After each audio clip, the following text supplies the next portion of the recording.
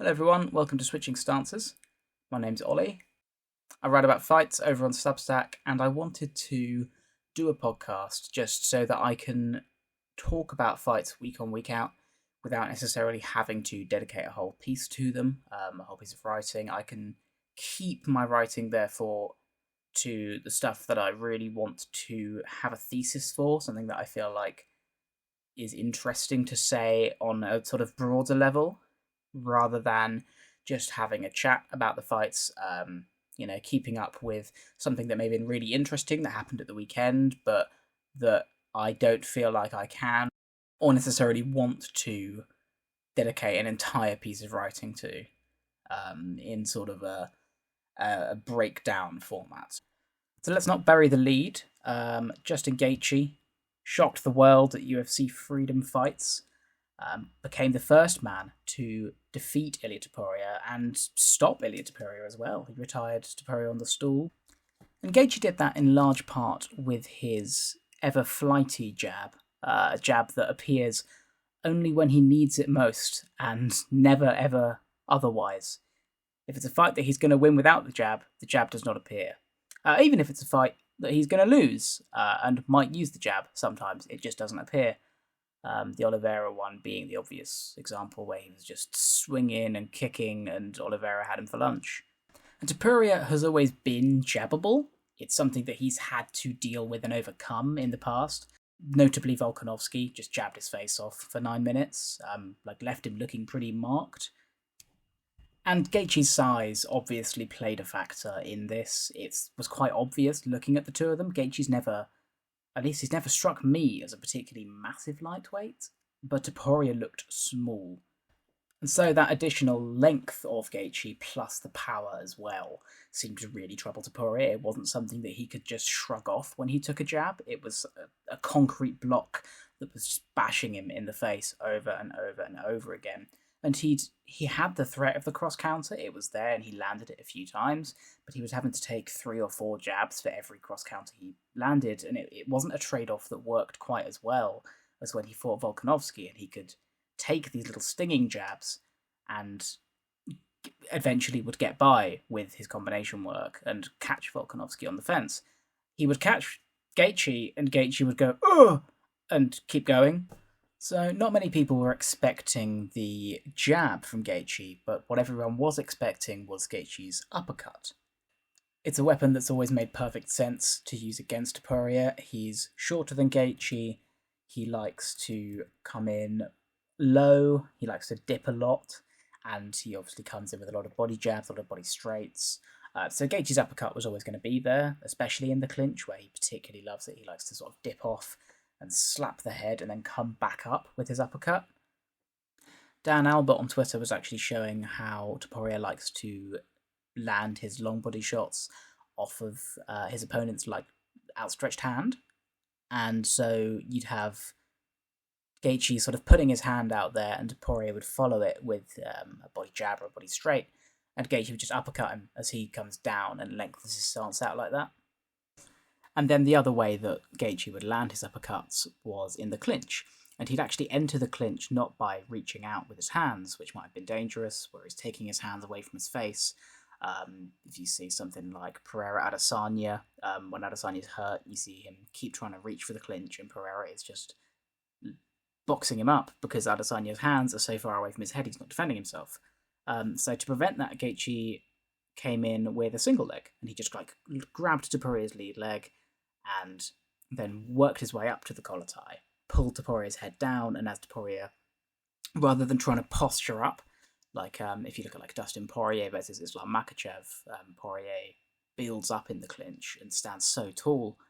Topuria instead likes to pull away. He likes to dip out of the clinch, which had him dipping into uppercuts all the time. And in the first round, really early in the first round, Gaethje just smacks him in the eye with an uppercut and blinds him, basically, immediately. You see Topuria pouring at his eye really early on. As soon as it happens, he's upset by it. And from then on, just can't see out of that eye, and a round later he said he can't see out of the other eye. And so obviously all of those issues just calcified over the course of the fight, where if you can't see, then it makes coming in and entering in on your opponent a lot harder, so he's having more trouble with the jabs. And Gaethje is using switch ups on the uppercut, so he's like showing the uppercut, and then he's coming in with this long straight when Topuria straightens himself up to sort of avoid the uppercut. He comes in with these long straights, or he comes in with this clubbing right hand. Sometimes you'd see him sort of hop in towards Topuria, and Topuria would sort of lean back a little bit, I suppose anticipating a knee or the uppercut to come, and Gaethje would just club him over Topuria's lead hand. And it just seemed like he had a horrible time with it. It was one of those clubbing right hands that actually dropped him. I think it's in the third round. Gaethje just jabs, and Topuria leans himself back so far on his rear foot, which he did for a lot of the fight. He spent a lot of the fight leant over that rear foot, and it just put him in a horrible position to take a punch. So Gaethje would just club him, and Topuria went crumpling to the ground. And Topuria actually spent a great deal of the fight, especially in the early portion of the fight, in that sort of leant back stance. He'd be pressuring, but he'd be leant back over his rear foot, almost like he's sort of shielding his eyes from a bright light or something. So theoretically, that does one of two things for him. One, it helps him deal with the uppercut. He would have been stupid not to have assumed uppercuts were coming as a small guy who likes to dip a lot, and it's one of Gaethje's best weapons. Probably is Gaethje's best weapon, if we're being honest. So I think he probably anticipated the uppercut coming. I also think it was partially to do with low kicks as well, which Gaethje barely even tried. And he tried a lot of high kicks. He did a lot of high kicking, especially with that lead leg, which is something Volkanovski did, something Holloway did as well. Just keeping Topuria's hand, his right hand, pinned to his head. The idea being inspired by Jai Herbert, who dropped Topuria with a high kick like that.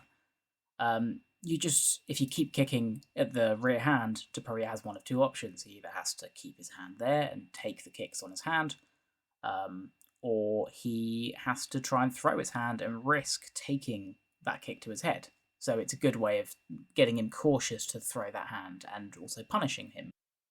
So you saw a couple of low kicks from Gaethje. If I'm honest, I think I was anticipating more low kicks from Gaethje. It's something that we've seen trouble Topuria in the past. We've seen Volkanovski really get some bad reactions out of Topuria, and Holloway also getting bad reactions out of Topuria with the knee stomps as well. Volkanovski's were more like traditional low kicks. He'd just beat up the inside and the outside of the calf, and Topuria would be leaping back like a cat who's been scared. And Holloway had similar stuff where he'd just be stomping on the leg, stomping on the knee, and Topuria absolutely hated that as well. But you didn't really see much of it from Gaethje. You didn't see many of those low kicks. The obvious reason being that when he did try it, Topuria just blasted him in the face. I think it was his lead coach, Trevor Whitman. I almost forgot his name. Trevor Whitman in the corner was asking for them, and Gaethje came out and tried it, and Topuria just blasts him with a counter right hand. And Gaethje's like, okay, I won't do that again. Meanwhile, you've got Joe Rogan going, yeah, that was a really good low kick from Gaethje. He should do more of that. On Topuria's part, I don't think he fought a bad fight at all. He just had to fight one where he was hittable at a range where he couldn't hit himself. And not just with sort of light slappy punches, but with some real concrete power behind it. And as he lost his vision throughout the fight, it seemed as though he started going, fuck it, I'm just going to come in and blitz this guy and get him on the fence, which worked quite well. Gaethje was perfectly happy to be on the fence and scrapping. Topuria just couldn't find the one that put him away, effectively. He just couldn't find that one shot. Gaethje didn't even look like he'd really been in a fight. He took a lot of Topuria's punches, but he was unmarked by it, and he didn't really seem all too hurt by the power, to the head at least. The body shots obviously completely crumpled Gaethje at the end of the second and netted Topuria a 10-8 round, but the punches to the head didn't actually seem to scathe Gaethje all too much. But it was the bodywork that all but finished Gaethje in the second round. Just really had such a terrible time with it. You could see his face actually like a crease, and the man was in agony, like obvious agony, completely just crushed by the cage. And Topuria, as is every single decision that a fighter makes that his opponent was hurt and they didn't manage to find a finish. Everyone's tearing apart his decision to try and submit Gaethje. I think it's kind of understandable, to be honest, that you've got Gaethje, who has not shown to have great jiu-jitsu defense in the past. I can totally understand Topuria, who is clearly slick on the ground, going, I can submit this guy. I think there's totally realities out there where Topuria continues trying to hit Gaethje, and Gaethje manages to do just enough to survive it, and everyone goes, why would you not try and submit Gaethje? He sucks on the ground. You've got him on the ground for free. So it's a real grass is always greener situation, and I don't feel like we can really be too upset at Topuria for making that decision. I don't think it's like poor fight IQ or anything. I think that's kind of a little bit ridiculous. So at the start of the third round, Gaethje just takes over. Topuria seems to have very little left and also can't see anything. And Gaethje's just beating him up, drops him. Topuria survives to the end of the third, starts the fourth, seems fine, completes the fourth, maybe wins the round. I think he probably loses it, but he has a much better round, a much stronger round. And then goes back to his corner, and whether Topuria himself decides or his corner decides to end the fight. I'm not sure if it was his brother or if it was Topuria himself, but they basically said no more. There's no point in continuing this. We're ending it. Man couldn't see. I think we've confirmed now he had broken orbitals in both of his eyes, or fractured orbitals at least in both of his eyes, and something wrong with his nose as well.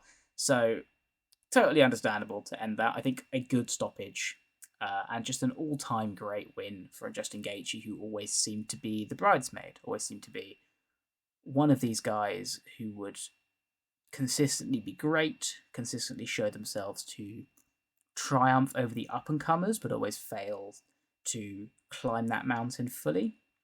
The man fucking climbed it. It's so impressive. It's quite feel-good, even though I'm a big Topuria guy. I think he's awesome. But it feels like it feels like an underdog conquering that demon.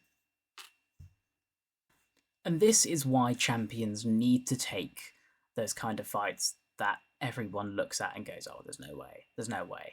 Like, what's the point in these? Those kinds of fights, even though everyone was excited for this fight, but it felt like a foregone conclusion. And it was not a foregone conclusion. It was one of the all-time great moments in MMA. And you think back to Adesanya versus Strickland as well. Probably far less of a feel-good win, but it was a fight where everyone looked at that. Adesanya had just come off the back of knocking out Pereira. He seemed to be back sort of at the height of his powers. Looked really good, looked aggressive again. Less of the sort of jab and low kick guy that we'd come to expect from champion Adesanya. And we saw him be matched up against this guy who reacts to everything, really overreacts to everything, reaches for punches and swings his arm around like he's the wacky inflatable waving arm guy.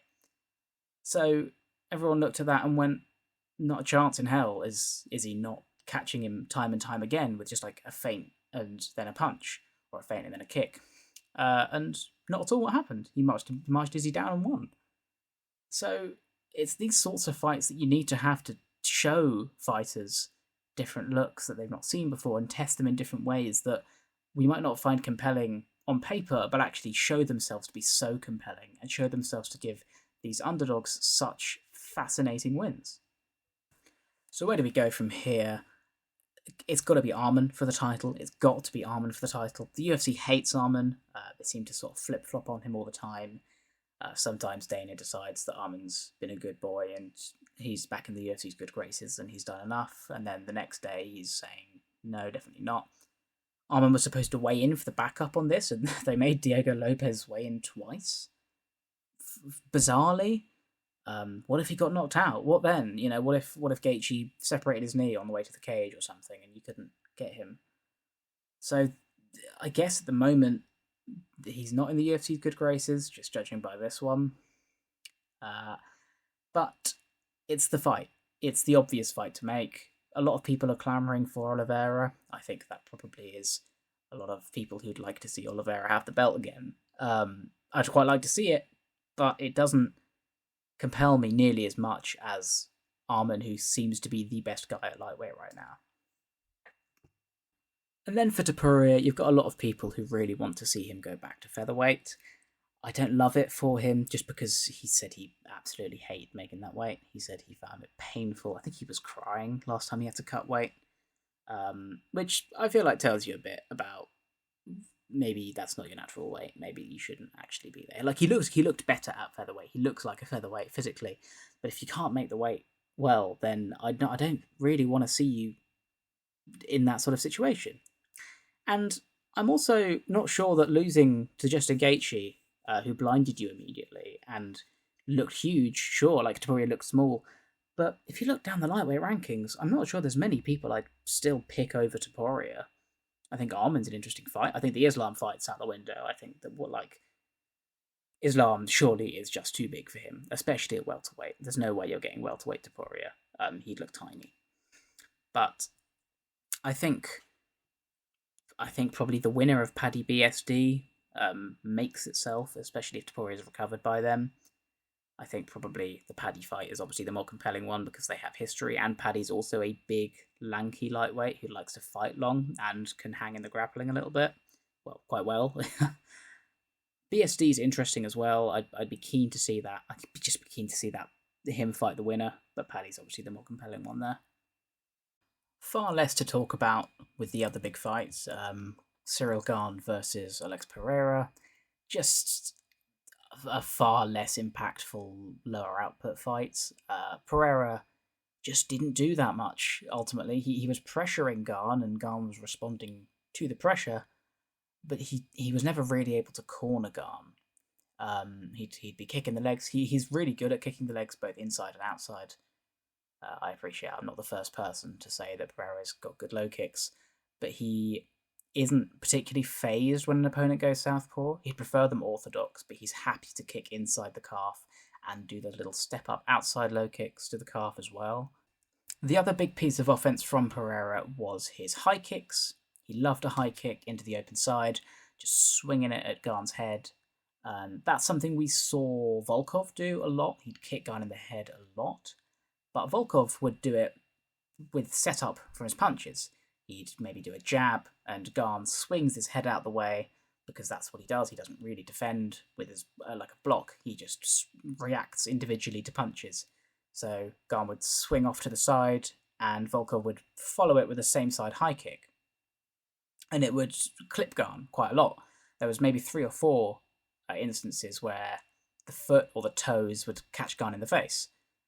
And it's not something Pereira really did. He was so low activity in this one. He didn't seem to want to get going with his hands, or able to get going with his hands. Maybe he just didn't feel like he could track Gane down, so he kept with his more rangy weapons. But there was none of that. So he had these moments where he kicks Gane in the head, and Gane puts up a hasty block and pulls away, and it lands hard on the block, but it never has a massive impact or anything. They just get blocked. Gane had some pretty good low kicks himself, but really what was there solidly was his 1-2-1-2, his long punches, especially in combination like that. He would just catch Pereira pulling away from the first couple and then lance him with the next 2. And it just looked like Pereira wasn't really... He didn't look great. He looked like either there was something a little bit slow, something a little bit off about him, like he couldn't really get his reactions going the way he wanted to, or he just wasn't used to the length of the size that was before him, whether it was just being used to being able to pull away, like Topuria, being able to pull away from a guy who would do that sort of stuff normally, and just not having that sort of range to contend with. And eventually it was Pereira just doggedly bouncing after Gane that got him in trouble. He just followed him, and Gane stopped circling and jabbed him just with a little wrist jab. Even he didn't pump it out from his face. It was his arm was already outstretched. He sort of flung it out at Pereira, caught him coming in, and then proceeded to hammer him in the back of the head with something like 15 elbows. An all-time great cheater, and a guy who's really got the most out of his cheating as well. He's not a dirty fighter in the way that like he gets caught and timed out a lot. Like Yarn is a great cheater, but a terrible cheater. His cheating has cost him years of his career, something like 5 years of his career, as he's been put on a skid. But Garn has never suffered for his cheating. His cheating has only only earned him more and more opportunity, including finishing one of the UFC's biggest stars, probably the UFC's biggest star, inside of 2 rounds. So really solid effort from Garn. Like, if they're not going to punish you for doing it, then fair fuck. Why would you stop? Why would you stop? If no one's going to punish you, then why would you stop just braining people? Images have now come out of Pereira, like the back of his head just covered in lumps, like he's had a beehive flung at him. So like, there's not really any arguing that it was all back of the head. He looks horrendous, but like, what are you going to do about it? Well, I think Pereira's trying to actually get it overturned, but I don't think he's going to have any luck there. Pereira looked really good in trying to survive. The heart on that guy is tremendous.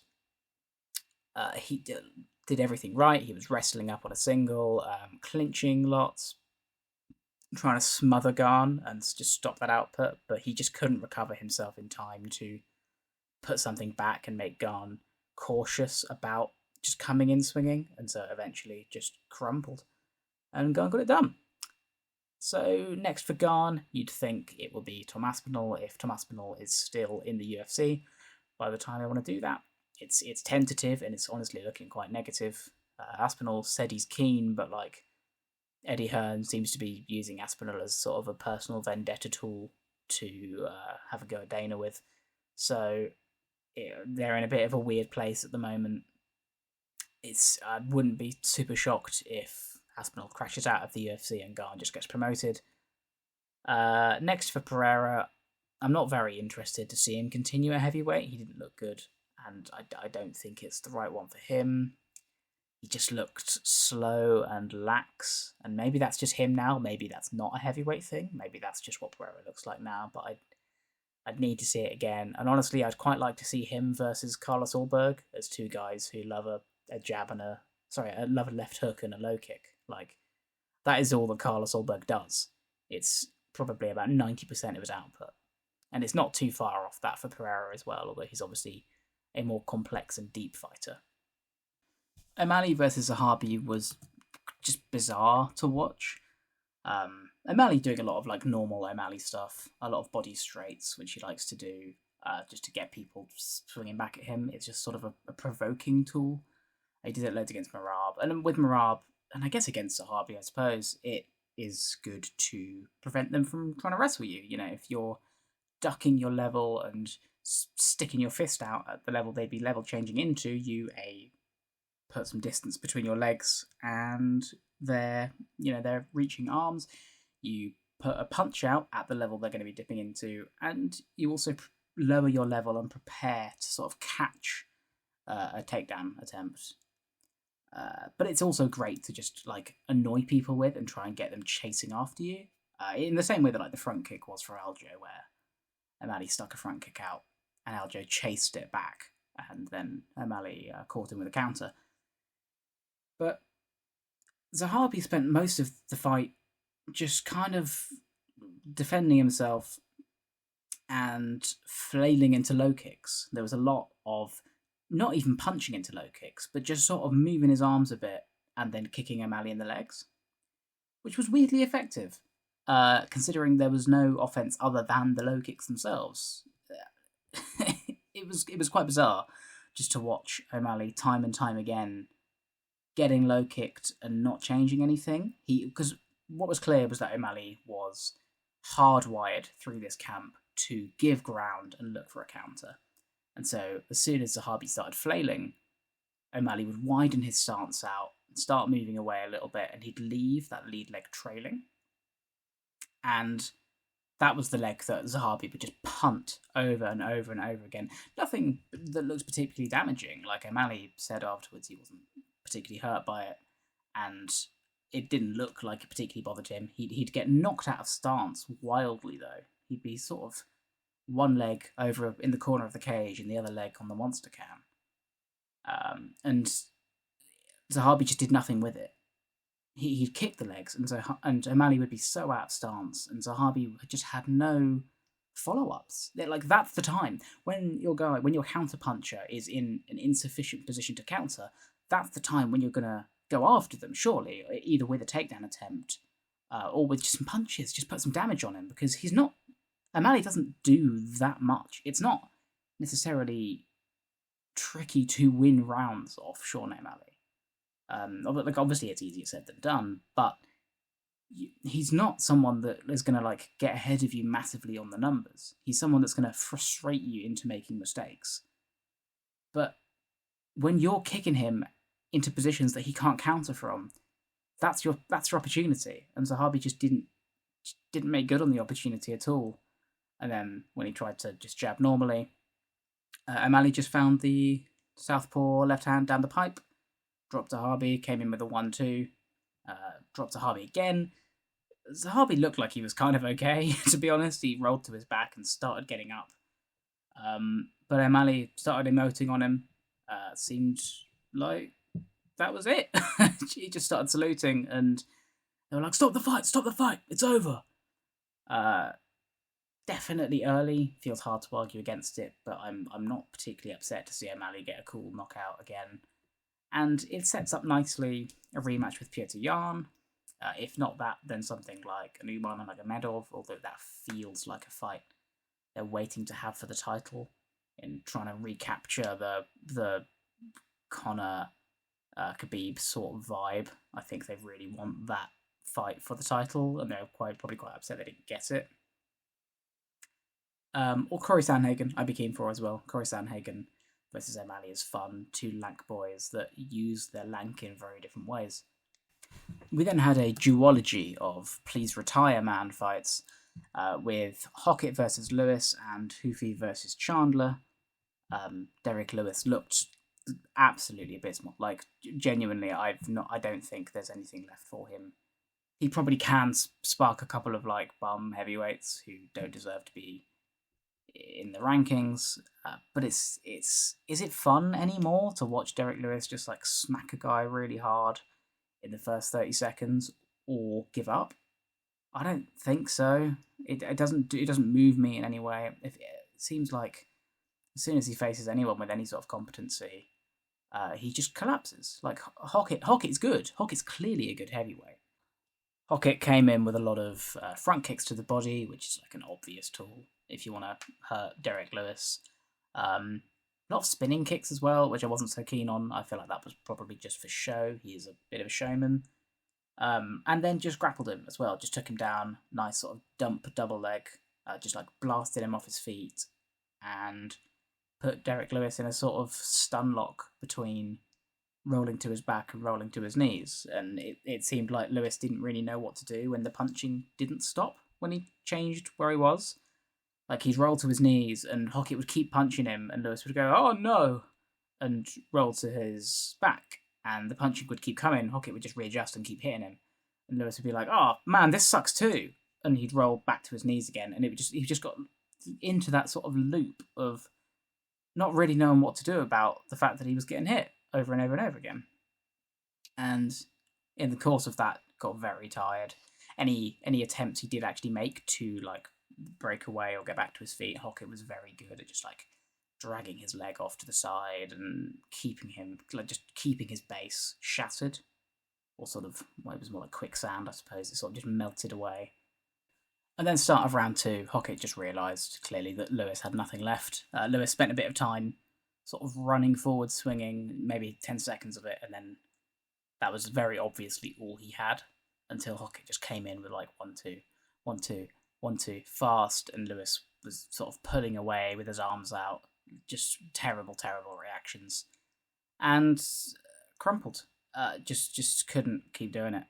So I'm high on Hockett, not necessarily as a personality, but as he's clearly a talented heavyweight. He's clearly small and fast and fun. So put him in with Volkov. I'm not sure there's any other good heavyweights that don't have a belt at the moment. It's like Garn and Aspinall and Volkov, and two of them are champions at the moment. He wants Pereira. I don't really care to see that fight. does absolutely nothing for me. I mean, I would watch it if it was on, but like, I would much rather Pereira go back down and Hockett fight an established heavyweight who is like good, because he beat Curtis Blades, like, but it was close. But Curtis Blades is a good, if inconsistent, heavyweight. But I'd like to see someone with a bit more solidity to them, like Volkov. Hoofy versus Chandler was much the same in realising that Chandler can no longer do the stuff he's good at anymore. He came in looking to level change and either get the takedown, which he had no success at. He was far too hesitant, and Hoofy could just frame away and circle out. And Chandler looked a bit like, oh, fuck. That wasn't the plan.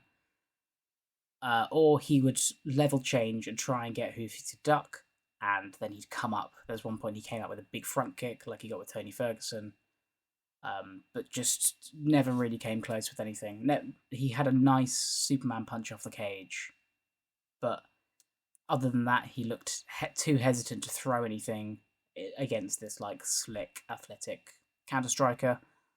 And he just didn't commit to any of his takedown attempts. He tried a lot of half-assed ones, and Hoofy just like stuck his arms out effectively and was like, "No, you're not having that." And then Hoofy started sticking his arms out and also hitting Chandler, and Chandler sort of exploded like this sort of ball of potential energy that needs to go somewhere. So he would, if he can't explode it at someone, he sort of takes it as punishment himself and just sort of bounces around the cage in pain until gets on the side of the cage.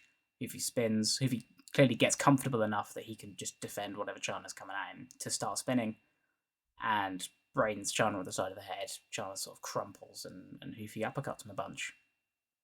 A very obvious please retire man fight. Chandler probably won't. I think he probably wants a glorious Blaze of Glory type retirement, so I don't know if we can get him against like Jim Miller or something, maybe that'll be alright. But that feels like the sort of fight that Chandler should be having at this point in his career. Just let him go out in a cool fight against another old guy, and let's be done with him, because he just can't do the stuff that he used to be good at. So I think it's time for Michael Chandler to move on. Mauricio Hoofy, what would be good next for Mauricio Hoofy? I suppose maybe the loser of Paddy BSD, but he's already fought BSD and kind of got smushed, and I don't love making BSD take that one again. Wouldn't mind Gamrot. Gamrot could be good fun. Maybe Oliveira, that sort of fight. Yeah, there's plenty for Hoofy. I don't think I'm going to complain at seeing him against anyone there, really. Maybe let him brain Ortega if Ortega wants to come up. Might be fun. Bo Nickel versus Kyle Dorcas, I have nothing to add. It was Bo Nickel taking him down immediately, just like catching under the leg, arm draped over the head, just pick him up, dump him.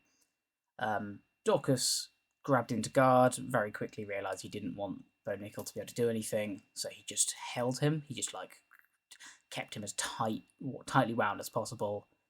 Until the referee stood him up. Bo Nickel was still landing stuff, to be fair to him. It wasn't like Bo Nickel conceded particularly well to getting held into guard. But didn't despise the stand-up. Probably wasn't the right move, but like it wasn't like much was going on.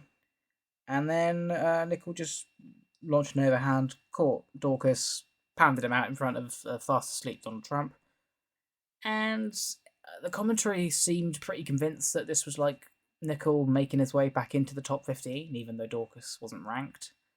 So clearly that's the line they've been given. It was unanimous amongst them. Nobody was thinking anything otherwise. It was, this is Bo Nickel back into the top 15 now. Or at least like has earned another shot at the top 15. So like fine. If we're treating Bo Nickel like he's something special and he's clearly a good middleweight, then fine, let's have him fight someone like a RoboCop or another like top middleweight. I don't know, Delidze, something like that. Wouldn't hate it. Just let's keep the guy active. Let's see what he can do other than like hold people in guard and hit him, or like hit him with a large, powerful overhand. I'm keen to see more from Bo Nickel against like more proven competition. And then last but not least, certainly not least, Diego Lopez got baffled by a southpaw. just looked like he didn't really know what to do in the face of this guy who was hand fighting a lot. It looked like Lopez needed to clear the lead hand of Garcia before he could like process the idea of getting going. He'd like every single little hand touch from Garcia, Lopez would like try and catch, like he was almost entranced by it, sort of fascinated, like childlike wonder at this lead hand that's coming his way. So he kept trying to slap it out the way or grab at it, and Garcia, meanwhile, was just having the time of his life, stomping Lopez's knees. Obviously, Lopez stands very heavy in his base, so like good shout. I think Volkanovski broke both of Lopez's legs last time, or like feet, both by checking and kicking himself. And then he had a lot of long punches into front kicks, into sort of round kicks and things.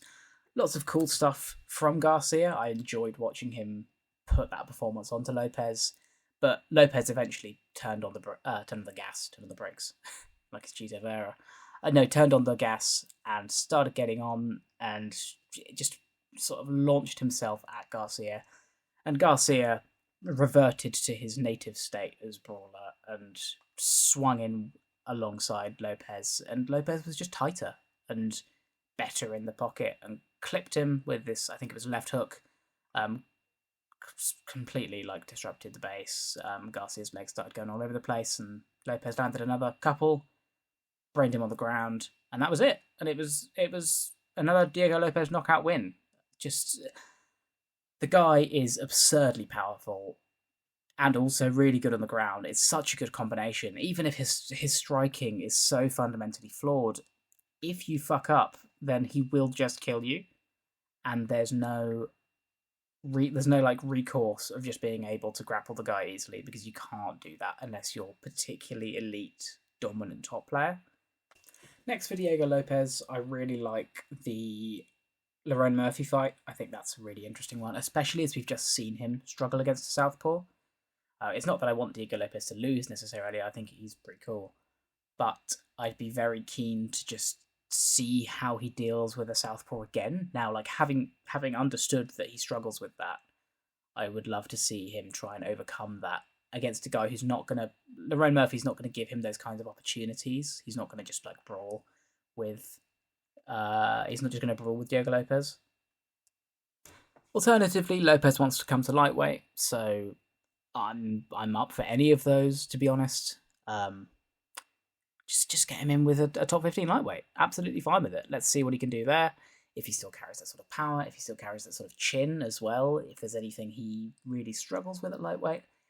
It seems like he wants to move up because he knows he's not getting another title shot anytime soon against Volkanovski, and Volkanovski doesn't look like he's going anywhere particularly soon. He seems pretty adamant to not retire until he's at least beat Movsar, and maybe he's not going to get to fight Movsar next. Maybe it'll be John Silver. So, plenty of opportunity for Lopez wherever he wants it. The UFC clearly loves the guy. They've put him on 300 and the White House card now. They've given him 2 title shots when he didn't deserve really either of them, especially the second one. So, the guy's in the UFC's good graces for sure. They clearly understand that he's like unique and fun. So, whatever. I'm keen for more Diego Lopez fights. As long as it's not a title shot, let's go for it. Okay, that's all from me. I hope it's been an enjoyable listen. And I'll be back next week with Horiguchi versus Manel Kape. I'm quite looking forward. I've got to brush up on my Kyoji Horiguchi before that, because I know next to nothing about the guy. I've only seen his recent UFC run, but I know he's a beloved Unk favourite. And I've seen all of Manel Kape's UFC run, but I'll have to go back and watch some of his earlier stuff as well, so I can be a little bit informed on the guys. But it's a decent card. It's an Apex card for sure. There's a lot of sort of unranked versus unranked guy, but this also seems to be a sort of 2026 Apex card where even the apexness of them is mitigated by the fact that there's like a couple of cool guys in there. The UFC seem to be doing a decent job now at finding prospects, which they seem to just completely fall apart on over the last couple of years. But they seem to have kind of got back on their horse a little bit, or the well has sprung up again. There seems to be interesting prospects. So every shit card seems to have a couple of those guys where you're like, oh yeah, I remember enjoying you, and I remember being interested in you 3 months ago. So I'm interested to see what you do now. Okay, that is all from me. I will catch you next week.